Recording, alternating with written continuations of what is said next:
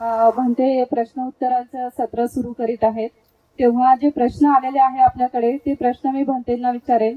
तो प्रश्नही मराठीत सांगेल म्हणजे सर्वांना समजेल. एक प्रश्न आहे की आपण जे परिवाराबद्दल जे आसक्ती असते त्याच्यापासून कसं मुक्त व्हायचं की ज्यावेळेस आपण ध्यान करतो. How can one can free from family attachment while doing meditation. So we don't have to fight anything in meditation. If we are too strong and forceful, try to get rid of something, then it just makes it worse. That's right. We don't have to fight with anything. If we're too forceful, then it just makes it worse. Yeah. Bhante म्हणतायत की जो प्रश्न होता की आपण ध्यान करीत असताना आपल्याही जी आसक्ती आहे त्यापासून कसं मुक्त व्हायचं, त्या आसक्तीपासून फ्री कसं व्हायचं. तर भंते म्हणतायत की कुठल्याही गोष्टीसाठी जर तुम्ही फार फोर्स केला, जबरदस्तीने जर करण्याचा प्रयत्न केला तर ती गोष्ट परत आपल्याकडे परत येते, तेवढ्याच वेगाने आपल्याकडे परत येते. तर म्हणून काहीही गोष्ट म्हणजे जर तुम्हाला परिवाराच्या आसक्तीतून दूर जरी व्हायचं असेल तर त्यासाठीही फार असा कठीण प्रयत्न नाही करायचा, फोर्सफुली किंवा जबरदस्तीने नाही करायचे. ते आपल्याला जबरदस्तीने कराल तर आसक्ती कमी होईल. So there are two kinds of thought that appear in meditation. One is like a trigger thought, and then all the rest of the thoughts they follow from the first thought. So if we have a thought of loved one, then that's a trigger thought. It's a memory, something, maybe it's a word, maybe it's a picture in your mind. This is a trigger. It's something important to you and you want to think some more. So if you are mindful enough, you know, oh, this is just trigger thought. And you don't fight it, you just watch it and it will disappear by itself. Trigger thought? It's like a thought, just like a trigger. It just like a invites you to, you know, like a trigger for a stimulus, something that will try to encourage you or invite you to carry on thinking. So you have like first thought, maybe you just have memory of someone you love, but then your mind grasps onto it and then make a story. So you can't stop the first one. But if you're just mindful at that point, you can stop the story that makes the distraction afterwards. Bhante म्हणतायत की ध्यानामध्ये दोन प्रकारचे विचार असतात. पहिला जो विचार आहे तो विचार असा आहे की जे लोक आपले फार प्रिय असतात, फार जवळचे असतात, ज्यांच्यासोबत आपण फार आसक्त असतो, त्या लोकांच्या आपल्या मनामध्ये काही आठवणी असतात, काही कल्पना असतात, त्याबद्दलच आपण कंटिन्यू विचार करीत असतो. तर जेव्हा आपण ध्यानाला बसतो तर सर्वात आधी आपल्या मनामध्ये कुठले विचार उत्पन्न होतात, ज्यांच्यासोबत आपण फार आसक्त आहोत, जे लोक आपल्याला ती गोष्ट करण्यासाठी जास्तीत जास्त फोर्स करतात, म्हणजे ज्यांच्यासोबत आपण खूप जास्त प्रमाणामध्ये फोर्सफुली जुडलेलो आहोत, त्या लोकांचे विचार ध्यानामध्ये आपल्यासोबत ध्यानामध्ये जास्तीत जास्त ते विचार आपल्याला त्रस्त करतात. पण जर आपण जागृत असणार आणि जर एकाग्र असणार तर त्या जागृत चित्त जे आहे तेव्हा आपण जागृतपणे विचार करू शकणार की हे जे लोक आहे हे काही क्षणासाठी आपल्यासोबत जुडलेले आहे, काही वेळानंतर हे लोकही निघून जातील, हे विचारही निघून जातील. आणि मग अशा वेळेस तुम्ही त्या ध्यानामधले पहिले विचार जे आहे आपल्या आप्तिष्टांबद्दल, प्रियजनांबद्दल, त्या विचारांना, त्या आसक्तीला तुम्ही थांबवू शकता. So that since the time of the Buddha, there have been men and women living the family life, married, looking after parents, with children who have realized the stream entry. So the family life is not necessarily obstruction to progress in Dhamma. Bhante म्हणतायत की भगवान बुद्धांच्या काळात पण जे लोक आहेत, जे श्रोतापन्न, सकदागामी, अनागामी, अरहंत व्हायचे, तर ते देखील श्रोतापन्न व्यक्ती देखील पारिवारिक जीवनामध्ये राहत असत. तर याचा अर्थ असा होत नाही की परिवार हा आपल्या ध्यान मार्गावरील किंवा धम्म मार्गावरील हा अडथळा असतो. पारिवारिक जीवनामध्ये राहून देखील तुम्ही श्रोतापन्न फल प्राप्त करू शकता, तर ते काही आपल्या ध्यानाच्या मार्गावरील अडथळा नाही आहे. भगवान बुद्धांच्या काळात पण लोक पारिवारिक जीवनामध्ये राहून श्रोतापन्न व्हायचे. We can see when we meditate that family attachment in the present moment is either memory or imagination. And so we use the same technique with all memory. We know this is memory, this is imagination. We know just what it is. It's just this much, nothing less, nothing more.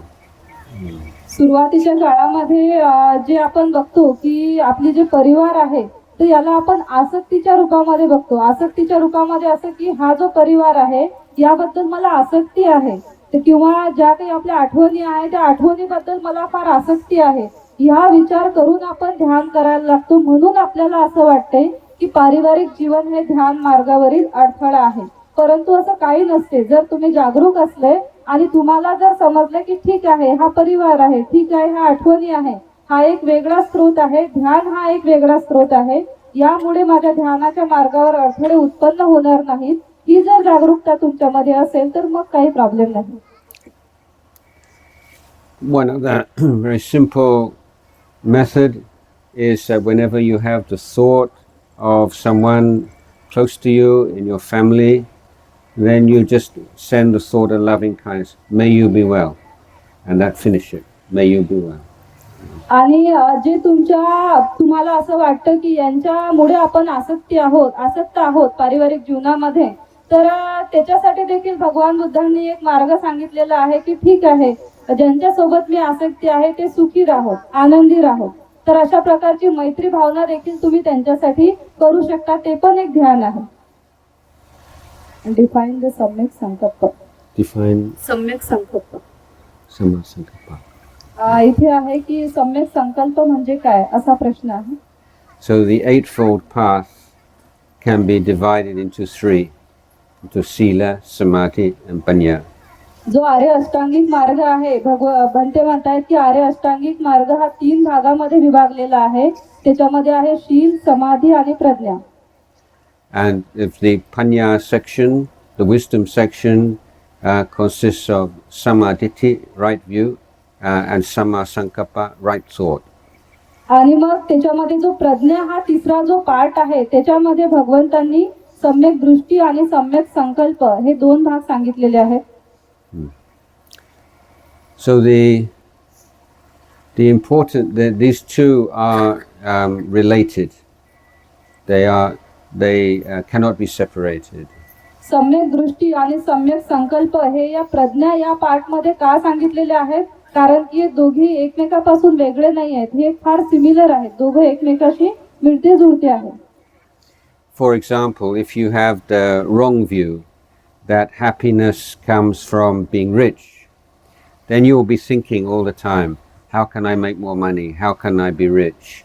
So the value or the belief that money is the highest thing means you have the thinking which is related to that, which is conditioned by that view or that value.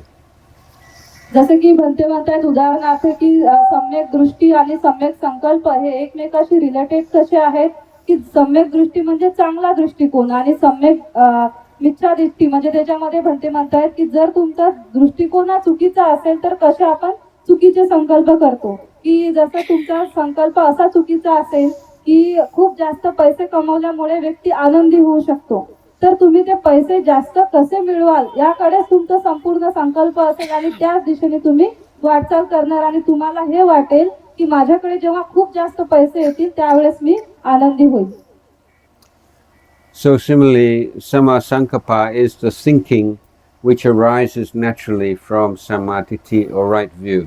तर सम्यक संकल्प काय आहे की सम्यक दृष्टीमधून म्हणजे जे काही तुमची दृष्टी आहे, विचार करण्याची जी क्षमता आहे त्यामधून निर्माण होणारा एक विचार म्हणजे सम्यक संकल्प आहे. So the Buddha usually talked about 3 kinds of right thinking or Sammasankappa and compared with the 3 kinds of wrong thinking or Miccha Sankappa. भगवान बुद्धांनी 3 प्रकारचे सम्यक संकल्प सांगितलेले आहे असे भंते म्हणतायत की 3 प्रकारचे सम्यक संकल्प सांगितले आहे आणि 3 प्रकारचे मिथ्या संकल्प म्हणजे चुकीचे संकल्प सांगितलेले आहेत. So the first kind of michya or wrong sankalpa is the mind is delighting in sensual thoughts and just enjoying thinking about sensual matters. तर पहिला जो मिथ्या संकल्प आहे तो असा आहे, चुकीचा संकल्प असा आहे की मन जे आहे ते इंद्रिय सुखांच्या अवतीभोवती फिरत असते, त्याच्यामधून तो आनंद प्राप्त करण्यासाठी प्रयत्न करीत असतो. So if you're very interested in beautiful sights and beautiful sounds and good food, then your mind will be thinking about these a lot, and then it's like a prison. Your mind is in the prison of the senses. It's very constricted and like a prison. Yeah. आपलं मन कसं असते भंते म्हणतायत की जर तुमचं मन हे नेहमी या विचारांमध्ये असेल की कंटिन्यू तुम्हाला काहीतरी चांगलं ऐकायचं आहे किंवा काहीतरी पदार्थ आवडीचा पदार्थ खायचा आहे, चांगलं खायचं आहे, तर त्याच्याबद्दल तुमचं मन जे आहे त्या विचारांमध्ये भ्रमंती करत राहील की मला हे गोष्टी पाहिजे आहे. So the second kind of wrong thinking are thoughts that come from anger and aversion, and he's such a terrible person.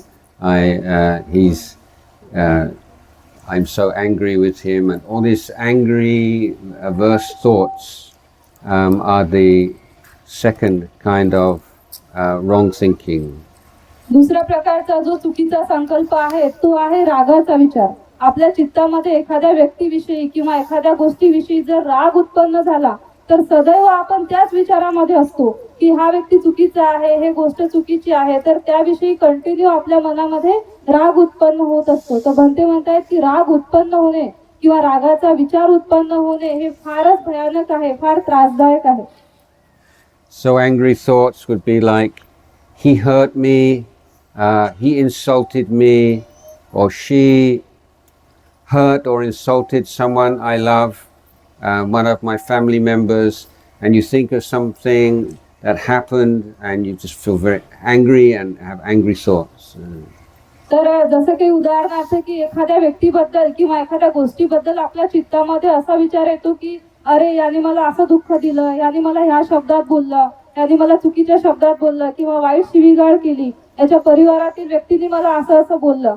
तर हे जे आहे आपल्या मनामध्ये की मला असं बोललं आणि त्याबद्दल आपल्या मनामध्ये मग प्रेम उत्पन्न होते का, मैत्री उत्पन्न होते का, तर त्याच्या विरोधात काय उत्पन्न होते, आणखी आपल्या मनामध्ये राग उत्पन्न होते की हा मला असा बोलला.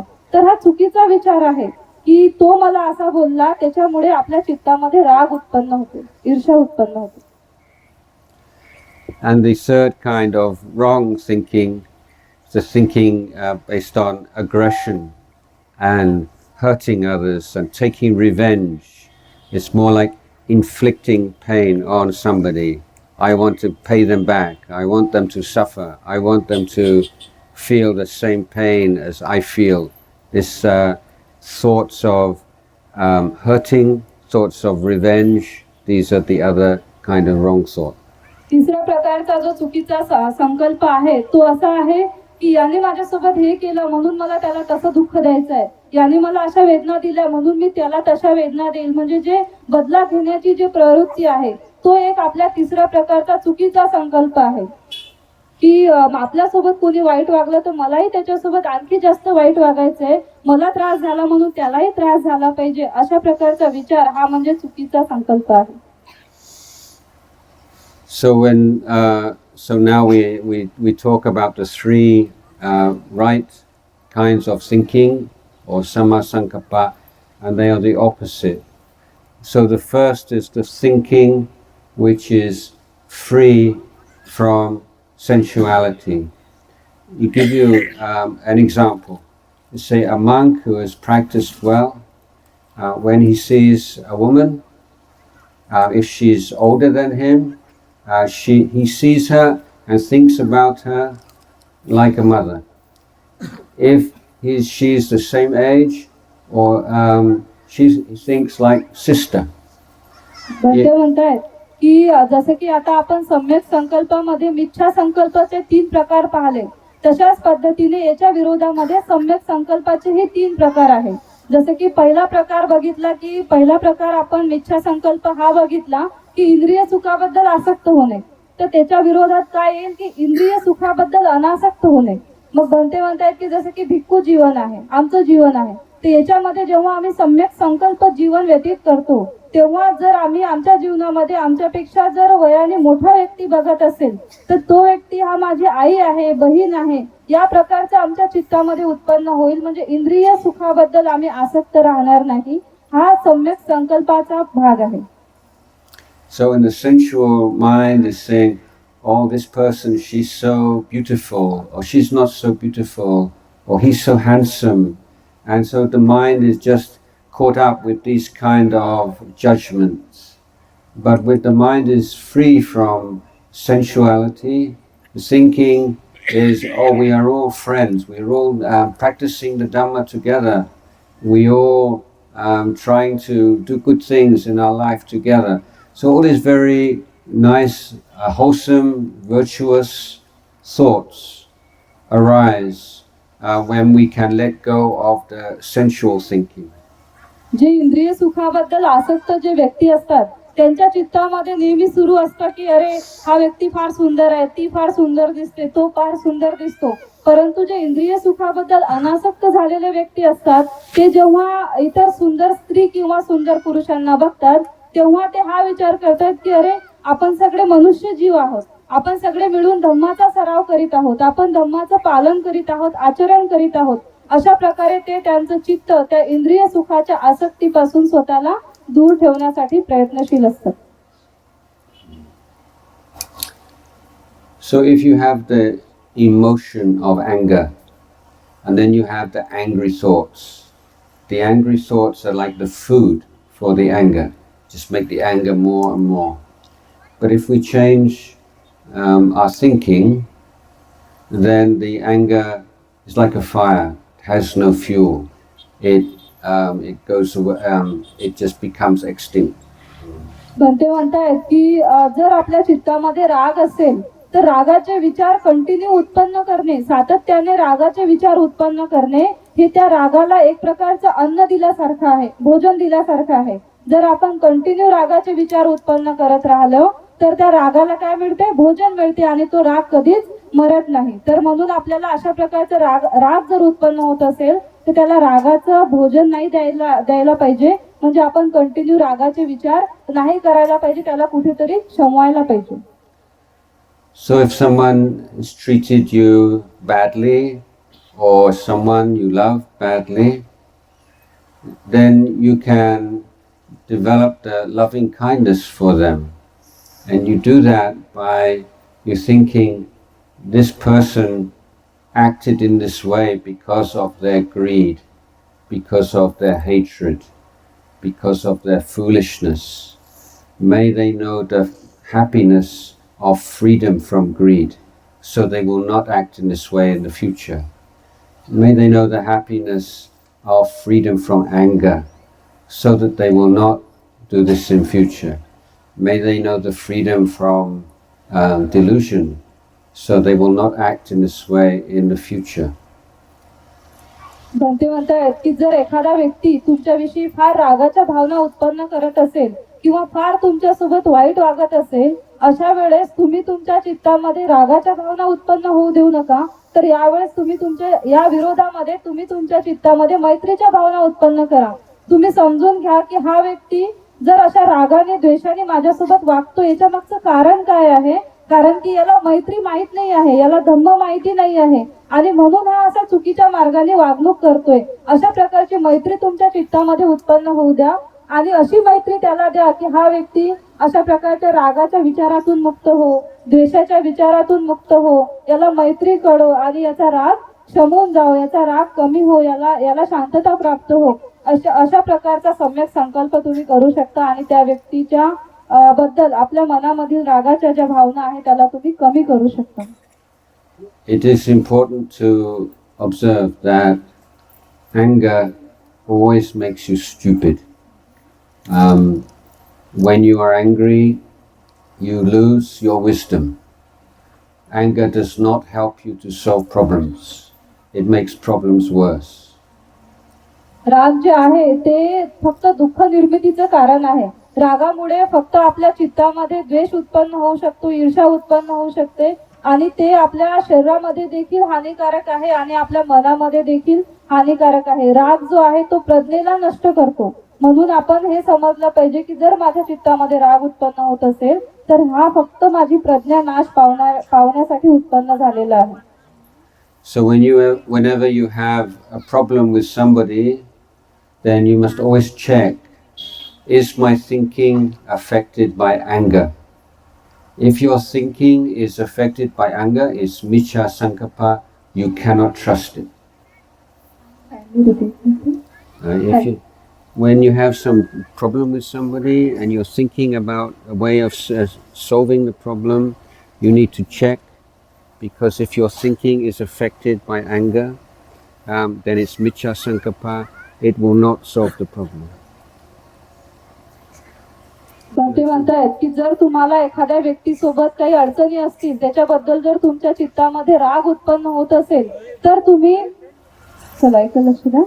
तर बनते म्हणतायत की जर तुम्हाला एखाद्या व्यक्तीबद्दल काही अडचण उत्पन्न होत असेल, त्या व्यक्तीबद्दल वारंवार जर तुमच्या चित्तामध्ये राग उत्पन्न होत असेल तर तुम्ही स्वतःला एक प्रश्न विचारा की हा राग कुठे आहे, या रागापासून माझा काय फायदा आहे, माझं काय नुकसान आहे, हा राग माझ्या स्वतःच्या मनामध्ये उत्पन्न झालेला आहे का आणि याचे परिणाम काय होतील. And the third kind of right thinking, freedom, thinking without any cruelty or without any desire to hurt anybody or repay them or take vengeance. Because if you have these thoughts in your mind, then it's the miccha sankappa. It will not solve any problems. It will only make things worse. तिसऱ्या प्रकारचा जो सम्यक संकल्प म्हणते सांगत आहे, तो सम्यक संकल्प आहे की कुठल्याही गोष्टीबद्दल काही विचार न करणे, कुठल्याही गोष्टीबद्दल रिॲक्ट न करणे, जे काही होत आहे त्याला प्रज्ञापूर्वक बघणे आणि गोष्टींना सोडून देणे, हा पण एक सम्यक संकल्प आहे. So very simply, samma sankappa is firstly thoughts which are free from sensual distortions, free from anger and free from cruelty. तर सम्यक संकल्प म्हणजे काय की आपल्या इंद्रिय सुखाबद्दल अनासक्त होणे, आपण रागाच्या चित्ताबद्दल अनासक्त होणे, रागाला नष्ट करणे आणि त्यानंतर क्रोधाला नष्ट करणे, हे तीन प्रकारचे विचार म्हणजे सम्यक संकल्प आहे. Next question. हे सम्यक संकल्प म्हणजे काय, हा जो प्रश्न होता याचं उत्तर इनफ असेल असे म्हणते. प्रश्न आहे की आपण श्रोतापन्न झालो हे कसे समजावे. You don't have to know. It's not important to know. Bhante म्हणतात की हे तुम्हाला समजून घेण्याची गरज नाही, याची काही आवश्यकता नाही आहे. Why I say that is because it becomes an object of craving, and wanting to become sotapanna is a big obstacle to becoming a sotapanna. तर भंते म्हणतायत की जर तुमच्या चित्तामध्ये अशा प्रकारचे विचार उत्पन्न होत असतील की आपण श्रोतापन्न झालो की नाही हे कसे समजावे, तर ही एक प्रकारची तृष्णा आहे आणि तो तृष्णेचा विचार तुम्हाला कधी श्रोतापन्न होऊ देणार नाही. म्हणून भंते म्हणतायत की मी तुम्हाला हे सांगितलं की काही समजून घेण्याची गरज नाही की आपण श्रोतापन्न झालो की नाही. So becoming a sotapanna, it's not like you get something, you know. श्रोतापन्न होणे म्हणजे काय की तुम्हाला काहीतरी भेटलं असं नाही की काहीतरी तुमच्या हातात आहे आणि ते म्हणजे तुम्ही श्रोतापन्न झाले असा त्याचा अर्थ नाही. It means you're letting go of things. श्रोतापन्न म्हणजे काय की प्रत्येक गोष्टीला सोडून देणे. But one of the biggest dangers for meditators is to overestimation and thinking they have realized something they have not. So it is better just to not to have like a stamp, you know, now I am this, now I am that. but just to be with the present moment. And right now, it's like this. You don't have to call it Putujana, you don't have to call it stream entry, it's just like this. म्हणते म्हणतायत की एखाद्या साधकाला जर समोर जायचं असेल, ध्यानामध्ये जर आपली प्रगती करायची असेल, तर कधीही मनामध्ये विचार आणू नका की मी आता श्रोतापन्न झालो का, किंवा कुठल्याही प्रकारची अटेनमेंट किंवा कुठल्याही प्रकारची प्राप्ती आपल्याला जर होत असेल तर त्याची स्टंप रोवणे आवश्यक नाहीये की चला आता हा मला ध्यानामध्ये ही पायरी भेटली तर एक पायरी आपण समोर गेलो, आता मला ध्यानामध्ये ही प्राप्ती झाली तर आम्ही दुसरी पायरी समोर गेलो. अशा प्रकारची काउंटिंग केल्यापेक्षा तर त्याही पेक्षा बेटर आहे की ठीक आहे, जरी मी श्रोतापन्न जरी झालो तरी आज मी जसा आहे मी तसाच राहणार आहे ना, त्याच्यामध्ये काही चेंजेस होणार नाहीये, काही बदल होणार नाहीये. तर ह्या प्रकारची जर थिंकिंग तुम्ही जेव्हा ठेवणार तेव्हा तुम्हाला कळेल की म्हणजे तुम्ही श्रोतापन्न आहात की नाही. तर एखाद्या साधकासाठी हे क्रेविंग ठेवणे, ही तृष्णा बाळगणे की मी श्रोतापन्न झालो का, मला ह्या फलाची प्राप्ती झाली का, तर हे चुकीचं आहे. हे मनामध्ये कधी विचार उत्पन्न होऊ द्यायचे नाही. We have a joke about a monk that we know in Thailand, and the senior monk, they say, he was such a nice monk until he became Sotapanna, and then so annoying, yeah. So annoying, yeah. Annoying, you know, he's very annoying. He may like him, not a nice person to be around once he became Sotapanna. म्हणतात की आम्ही थायलंडमध्ये अशा प्रकारचं म्हणजे आम्ही एक joke करतो श्रोतापन्न व्यक्तींविषयी, असं एक बोलतो म्हणजे की एखादे व्यक्ती जर श्रोतापन्न झालेले असतील किंवा होणारे असतील किंवा आम्ही जेव्हा एकमेकांसोबत बोलतो तर एखाद्या व्यक्तीवर जर मजा करायची असेल, तो काही वाईट वागत असेल,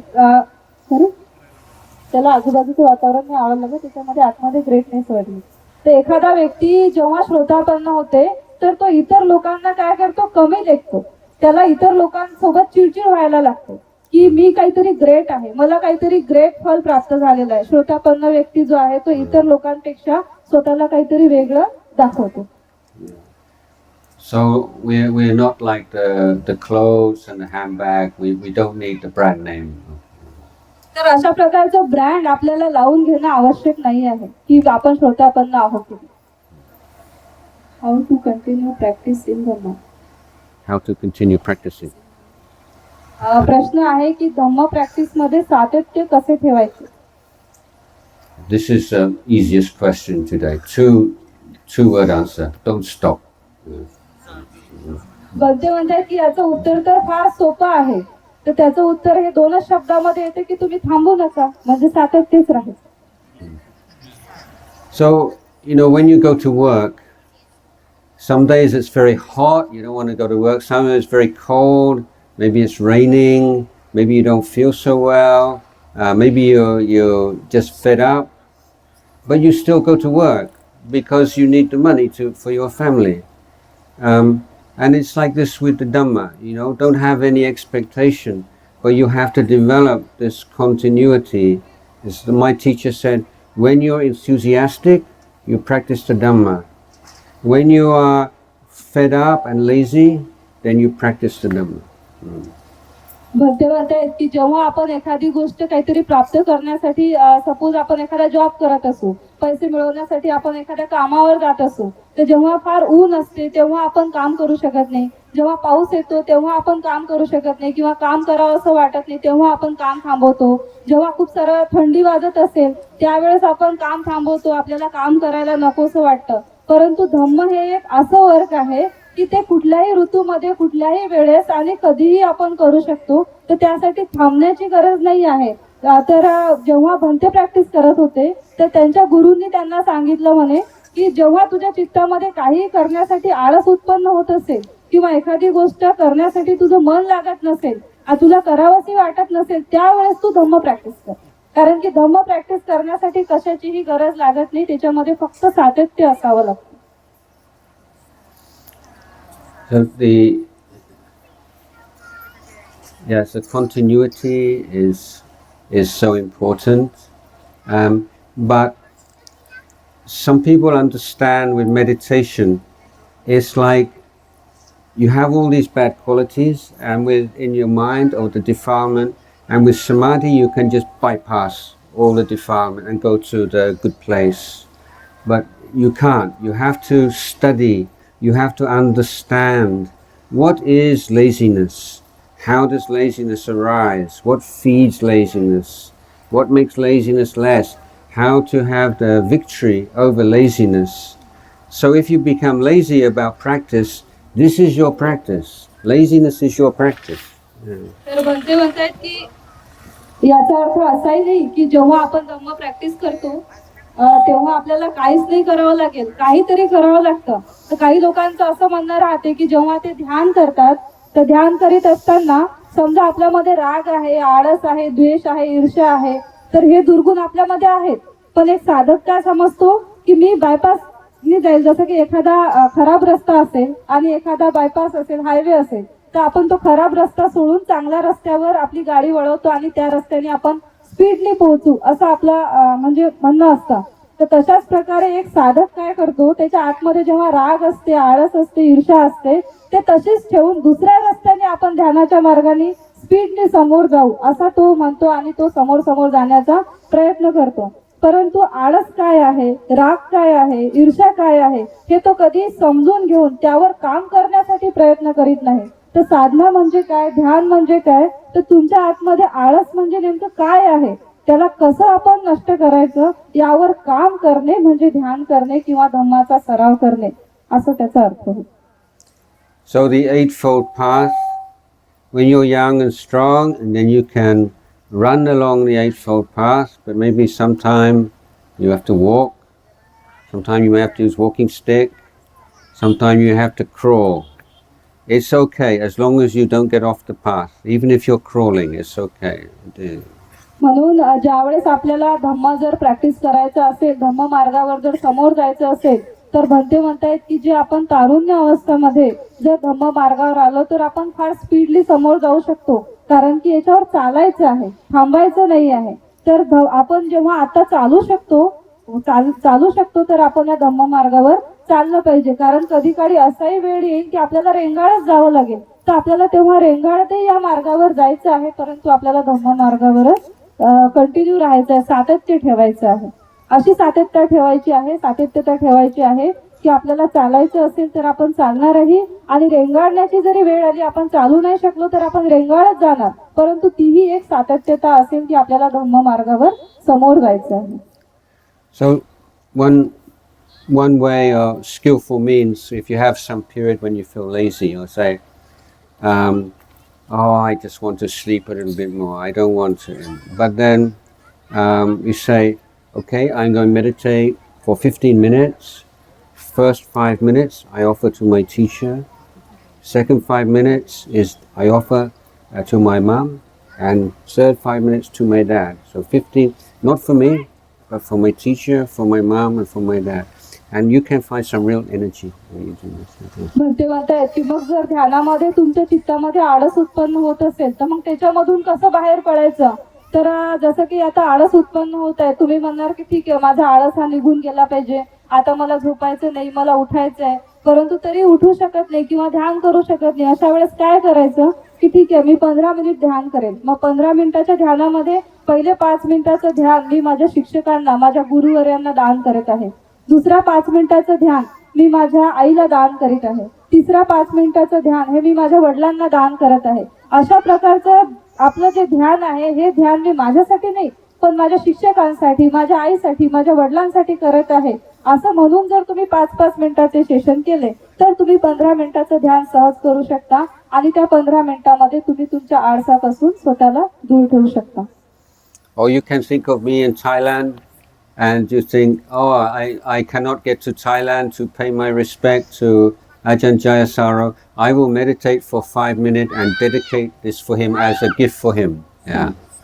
भंते म्हणतात की जसं आता मी थायलंडला आहे आणि मग आता तुम्ही मला भेटू शकत नाही की तुमच्या चित्तामध्ये असं यायला पाहिजे की अरे माझे जे गुरु आहेत अजय जयसारो हे थायलंडला राहतात, आता मी त्यांना भेटू शकत नाही, मी त्यांना दान देऊ शकत नाही. तर मग काय करा की तुम्ही ध्यान करा, त्या ध्यानामधून पुण्य संपादन करा आणि म्हणा की ठीक आहे आता हे माझ्या ध्यानामधील पुण्य मी माझ्या गुरूंना अजय जयसारोंना थायलंडमध्ये दान करत आहे. तर ते माझ्यासाठी तुमच्याकडून फार मोठं गिफ्ट असेल.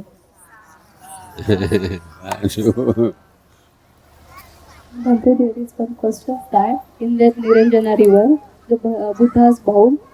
In Niranjana river, Yeah. that Buddha's bowl, the kheer bowl, when the Buddha take the last food kheer from Sujata, then throughout that bowl in Niranjana river, that go rivers. It is true or not?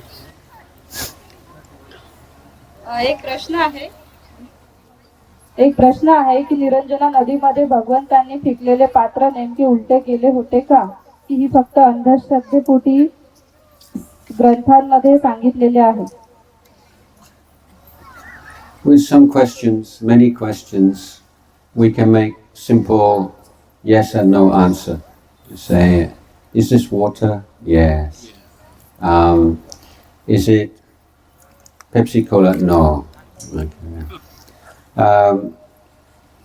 But there are other questions which is not so simple to say, is this true or is it false? And many stories and legends are like this. If we try to use the scientific method for some of these stories, then it's the wrong method.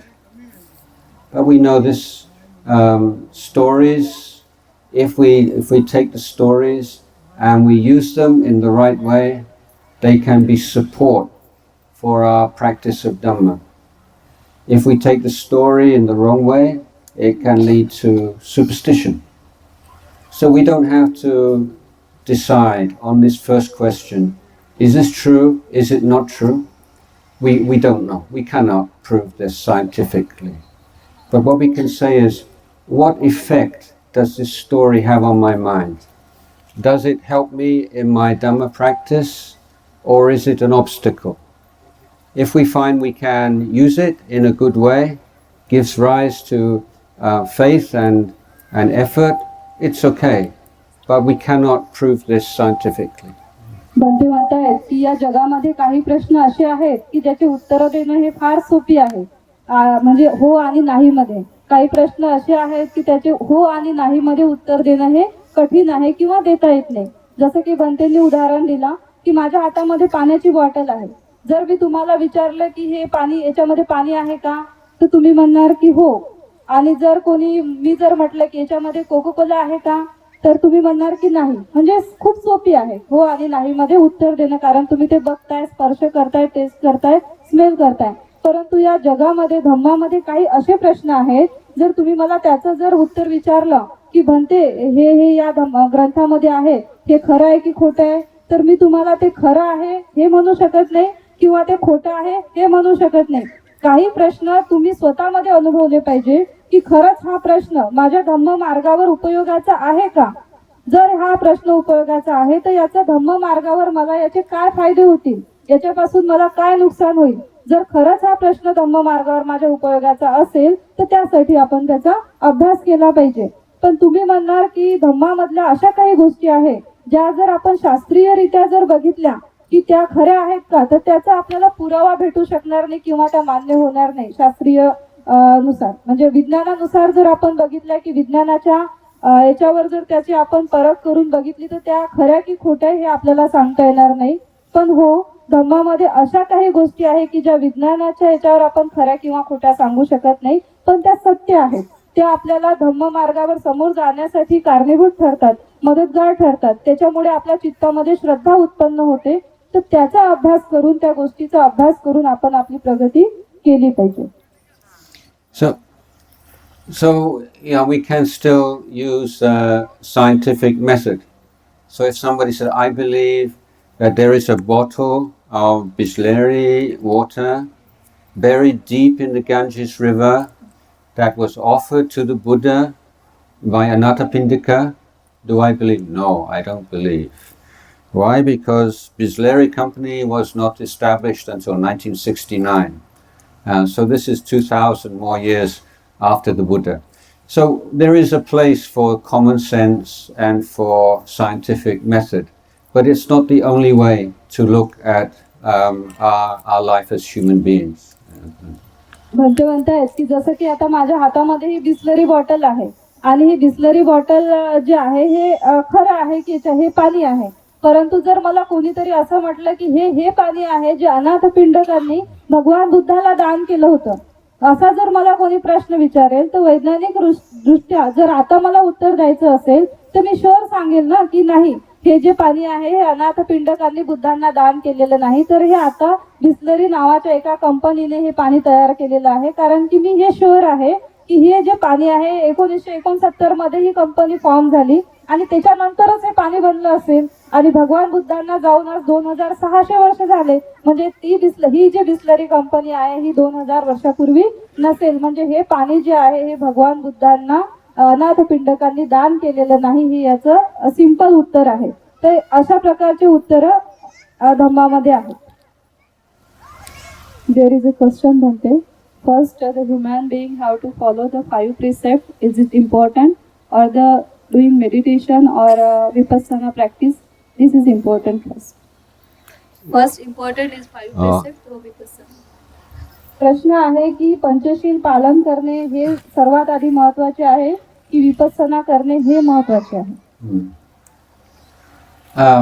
It's all important, and you may there is an English saying about a chain or a necklace, and the strength of the chain is decided by the weakest link. So you can have a very strong chain and just one link which is weak, but then the chain does not work. Or we can say, which is the most important part of this camera? You only need one part of the camera to go wrong and nothing works. And the Buddha's teaching are like this. It's holistic system. You cannot just do some parts or one part first and one part later. Everything has to come at the same time. Bhante म्हणतायत की अशा प्रकारचा प्रश्न उपस्थित होणे हे चुकीचं आहे की आधी पंचशील आपण पालन केलं पाहिजे की आपण आधी ध्यान केलं पाहिजे, दोघांपैकी काय महत्त्वाचं आहे. तर त्यासाठी भंतेंनी फार सुंदर उदाहरण दिलं की जसं की आपण गळ्यामध्ये एखादी चैन टाकतो, तर ती चैन जी आहे ती फार वेगवेगळ्या कड्यांपासून बनलेली असते, छोट्या छोट्या. तर याच्यापैकी कुठली कडी महत्त्वाची आहे असा जर आपण प्रश्न केला तर त्याचं उत्तर आपण देऊ शकणार का? नाही. कारण की प्रत्येक कडी हे एकमेकांसोबत कनेक्टेड आहे आणि ती कनेक्टेड असल्या कारणामुळे ती चैन बनलेली आहे. जर त्याच्यापैकी एखादी कडी आपण म्हणणार की ही महत्त्वाची नाही, ही काढून टाका, तर काय होणार?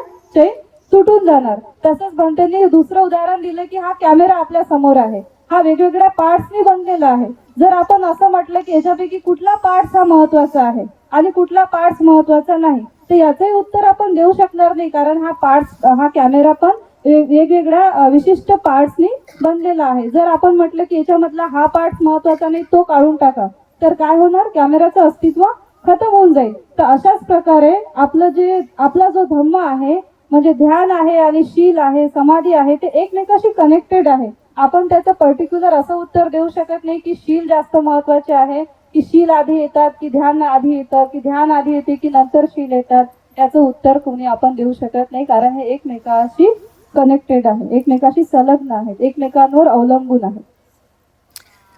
So let me explain this a little bit more. So before you can keep the 5 precepts, you have to understand what the precept is.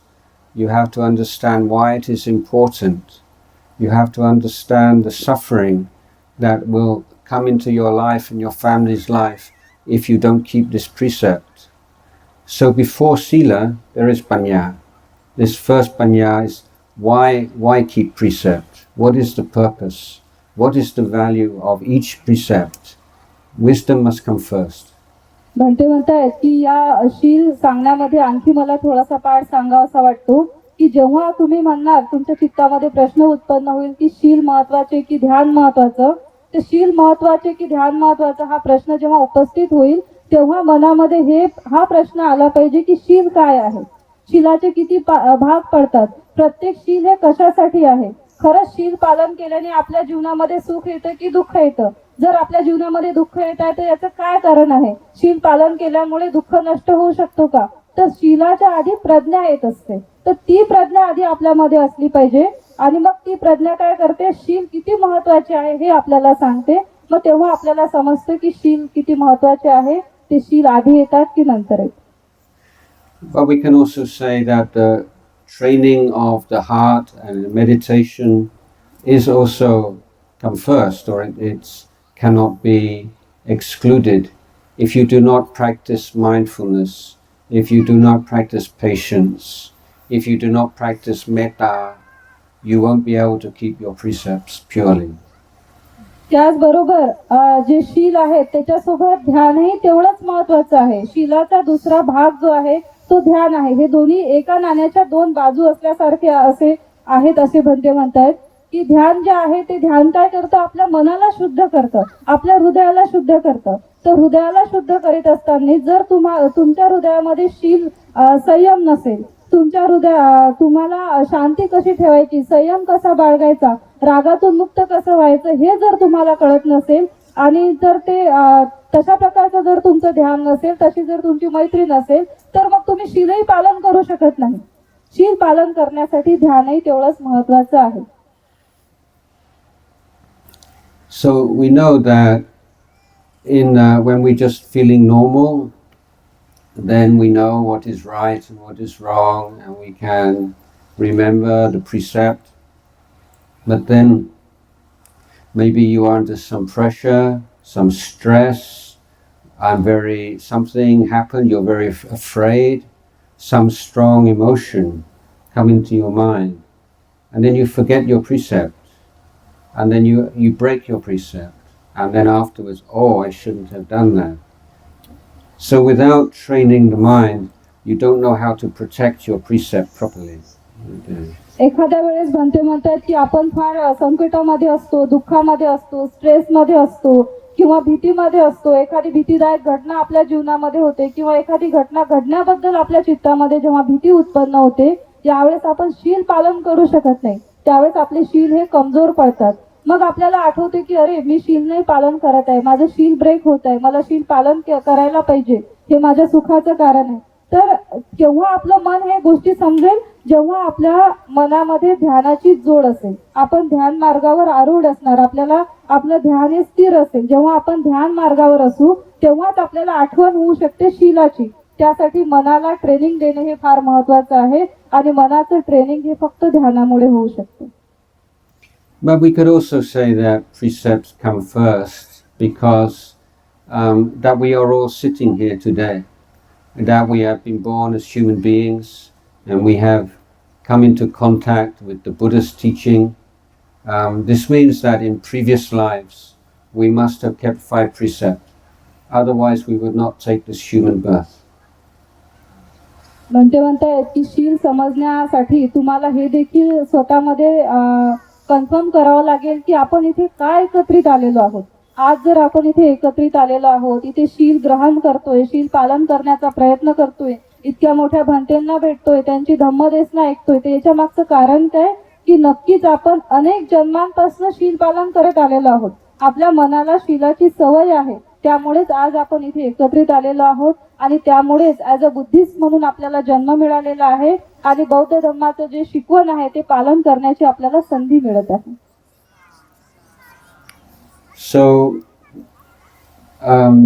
the Dhamma practice is very difficult, many obstacles for everyone, not only for lay people but for monastic Buddhists. So we also need to think about the future life and to be sure that we will take the human rebirth and have the chance to continue our progress on the Dhamma. Number one condition is 5 precepts.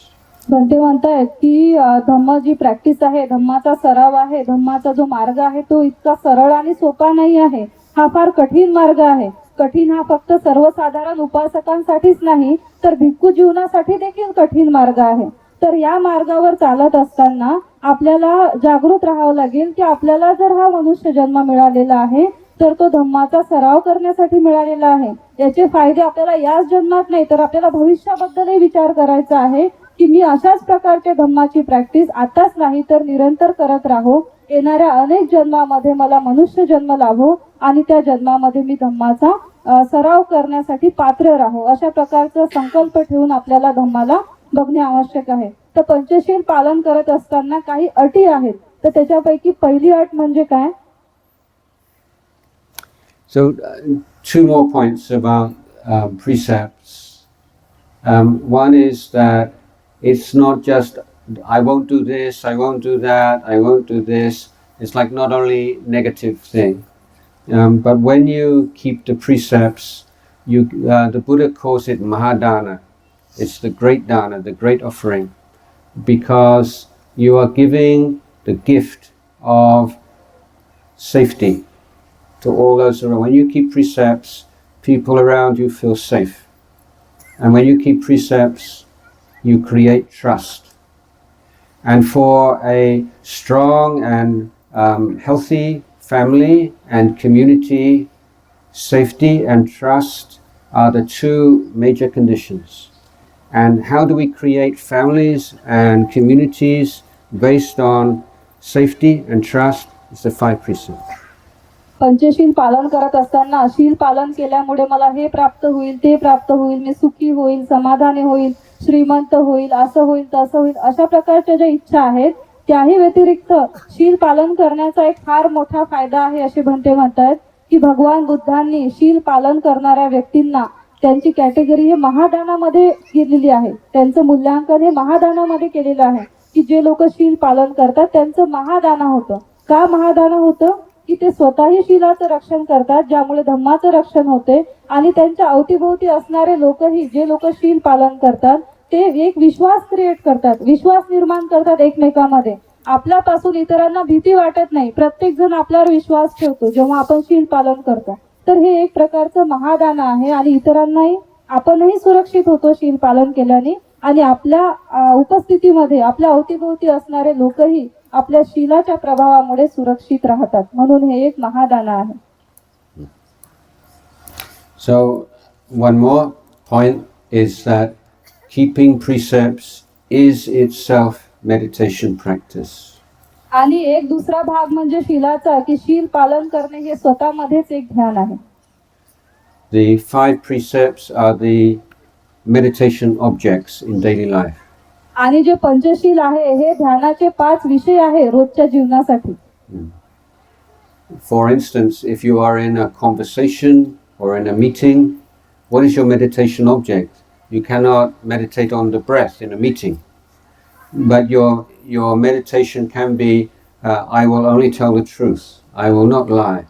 So this means you are with the Dhamma, even in a busy conversation and meeting. भंतेंनी फार एक सुंदर उदाहरण दिलेलं आहे की जेव्हा आपण लोकांमध्ये असतो, आपण जेव्हा लोकांमध्ये कम्युनिकेट करतो, विचारांची देवाणघेवाण करतो किंवा एखादी कॉन्फरन्स मध्ये तुम्ही वक्ते आहे, बोलत आहे, तर अशा वेळेस मग तुम्ही ध्यान नाही करू शकत. मग भंतेंनी जसं सांगितलं की 5 शीलामधले 5ही गोष्टी, शीलामधल्या 5ही गोष्टी ते आपल्या ध्यानाचे विषय आहेत. मग जेव्हा तुम्ही एखाद्या मीटिंग मध्ये बोलता, एखाद्या सभेमध्ये बोलता, त्यावेळेस जेव्हा तुमचं लक्ष हे श्वासाकडे नसते, मग तुमच्या ध्यानाचा विषय कुठला असतो? तर भंते म्हणतात की तेव्हा तुमच्या ध्यानाचा विषय हा मुसावादा विरमणी सिक्खापदं समाधी यामी हा असतो की अशा वेळेस जेव्हा मी लोकांसोबत बोलत आहे तर तुम्ही हे जागृत असले पाहिजे की मला सत्यच बोलायचं आहे आणि सत्य हा तुमच्या ध्यानाचा विषय असतो. And keeping precept can also be a very early basic form of vipassana. आणि पंचशील पालन करणे हे विपස්සनाची एक सुरुवात आहे. ते फॉर्म म्हणजे तिथूनच शील पालन करण्यापासूनच ध्यानाची सुरुवात होते. So here, do you have many mosquitoes here? इथे खूप मच्छर आहेत का? म्हणतात की असतीलही इथे मच्छर. Yeah. Do you see people like this? आणि तुम्ही काय करता? असे मारता मच्छर. Yeah. So this is the basic habit that everyone has. हे म्हणतात तुमची रोजची सवय आहे, नॉर्मल गोष्ट आहे तुमच्यासाठी मच्छर मारणं. So every time you do that, you're creating the bad karma. जेव्हा जेव्हा तुम्ही मच्छर मारत असणार तेव्हा तेव्हा तुम्ही अकुशल कर्म करताय. You know that the mosquito that bites you is only the mother mosquito. She wants your blood for her children. Bhante म्हणतायत की ज्यावेळेस तुम्हाला एखादं मच्छर चावते तर ती मच्छर जे चावते ना ती एक स्त्री म्हणजे स्त्री असते, ती एक आई असते. तर आई अशी असते की ती जे रक्त पिते, आपल्या शरीरामधलं जे रक्त काढते, तर ते रक्त कशासाठी काढते? तिच्या मुलांसाठी काढते. But usually, it's too quick. You don't think, and you like. आणि मग तुम्ही त्याबद्दल विचार नाही करत आणि पटकन त्या मच्छराला आपण मारून टाकतो. But if you take the first precept and it's your meditation object in daily life, then maybe the mosquito bite, and then you're about to, and then you remember, oh, what am I doing? Yeah. So this is Buddha awakening. You wake up. If you just like this, you're asleep. But you stop and you wake up.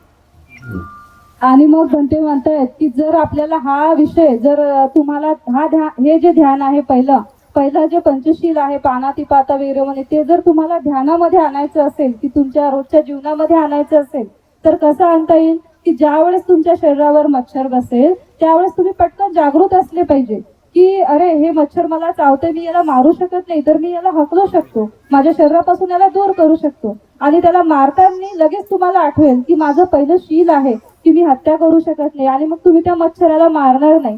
हे पण तुमचे काय आहे? हे ध्यान आहे. So with the mindfulness of the precept, you wake up and then you say, oh, the mosquito bite, what shall I do? What is the right thing to do? What is the appropriate? And maybe you go away, just go like this. But before this passes, you can see that the desire to swat the mosquito is not really you. It's impermanent. It is anicca. It is dukkha. It is anatta. So you can see three characteristics, anicca, dukkha, anatta, when you stop and you wake up and you see the desire to do something as not who you are is just a condition. So even in keeping precept, you can already start to have some understanding of vipassana.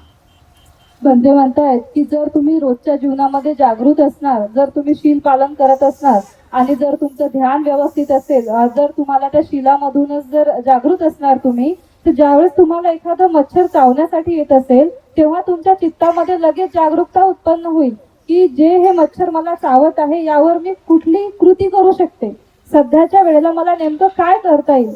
तर तिथे दोन विचार असतील. एक विचार असेल की त्या मच्छराला आपण जीवनदान देऊ शकतो हाकलून, आणि दुसरा विचार असेल की आपण त्याला मारू शकतो. तर मग कुठली कृती ही योग्य राहील? हा जो शील पालन करणारा जो व्यक्ती आहे तो त्याचं ध्यान अशा प्रकारे प्रोग्रेस करू शकतो की मला याला न मारता मला याला हकलून पण देता येईल, म्हणजे माझं या मच्छराचा काय होईल? जीव वाचला जाईल. आणि मग आपण तशा प्रकारची कृती करणार की त्याला न मारण्याचा निर्णय घेणार. आणि जेव्हा आपण त्या मच्छराला मारण्यासाठी जाईल तेव्हा आपण बघणार की या आपल्या चित्तामध्ये काय नेमकं होत आहे त्याला मारताना किंवा त्याला जीवनदान देताना. तर तिथे तीन गोष्टी असतात. एक असतं अनिच्छा, दुःख आणि अनात्ता. तर ह्या तिन्ही गोष्टीचे रिअलायझेशन होऊन आपल्या चित्तामध्ये बघून की माझ्यामध्ये हे जे घटना आहे मला चावण्याची, हे अनिच्छा आहे, बदलणारी आहे. मी जर याला मारलं तर माझ्यामधला आय क्रिएट होईल की मला चावलं म्हणून मी याला मारलं, आणि त्या रागाच्या चित्तामधून काय उत्पन्न होणार आहे? दुःख उत्पन्न होणार आहे. तर ह्या तीन गोष्टी आपल्याला रिअलाइज करावं लागेल प्रत्येक कृती करताना. कोणती? अनिच्छा, दुःख आणि अनर्थ. तर हे तुमच्या म्हणजे एक प्रकारचं शील पालन करणं होईल, आणि अशा प्रकारे शील पालन करणे हे तुमच्या विपස්සना ध्यानासाठी पूरक असेल. One more question. There is a question that there is any difference between the Goenka's meditation and the Bhikkhu Sangha's meditation techniques. इथे प्रश्न आहे की सत्यनारायणजी गोएंका यांच्या सेंटर मधील ध्यान साधना आणि भिक्खू संघाचे ध्यान पद्धती यामध्ये काही फरक आहे का? There are so many different techniques of meditation, and all of the techniques must lead the mind away from the five hindrances. So whether that technique is one of scanning body sensation or concentrating on a word, focusing on the breath, it must fulfill this function of taking the mind beyond the 5 hindrances. When the mind has gone beyond the 5 hindrances, then it has the stability and clarity to form the base for true vipassana. बनते म्हणतायत की ध्यानाच्या विविध पद्धती आहेत, त्याच्यापैकी प्रत्येक जण प्रत्येक समूह ह्या वेगवेगळ्या पद्धतीने ध्यान करतात. तर ध्यानाचा मुख्य उद्देश काय आहे की आपण 5 दुर्गुणांमधनं दूर झालो पाहिजे, आपल्या आतमधले 5 दुर्गुण हे नष्ट झाले पाहिजे. मग जर एखादं ध्यान असं असेल की आपण शरीराच्या सेन्सेशनवर संवेदनांवर लक्ष ठेवत असेल, अशा प्रकारची ध्यानाची पद्धती करत असेल, किंवा आपण मनाची जागरूकता एकवटत असेल, ही एक ध्यानाची पद्धत आहे. तर कुठल्या ध्यानाच्या पद्धतीमधून आपण आपले 5 दुर्गुण नष्ट करू शकतो हे आपल्याला बघणे आधी गरजेचं आहे. ज्या ध्यानाच्या पद्धतीने आपले 5 दुर्गुण हे नष्ट होत असतील, आपण शांततेकडे वळत असेल, संयमित होत असेल, तर असंच ध्यान फक्त आपल्याला विपස්සनाकडे घेऊन जाऊ शकते. मग ते आपलं डिसिजन आहे की कुठलं ध्यान योग्य की कुठलं अयोग्य.